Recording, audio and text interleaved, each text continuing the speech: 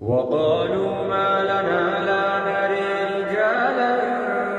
كنا نعدهم من الأشرار اتخذناهم سخريا أم زاغت عنهم الأبصار إن ذلك لحق تخاصم أهل النير قل إنما أنا منذر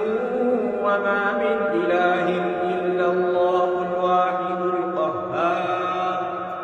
رب السماوات والأرض وما بينهما العزيز الغفار قل هو نبأ عظيم أنتم عنه معرضون ما كان لي من علم بالملأ الأعلى إذ يختصمون إن يوحي إلي إلا أنما أنا نذير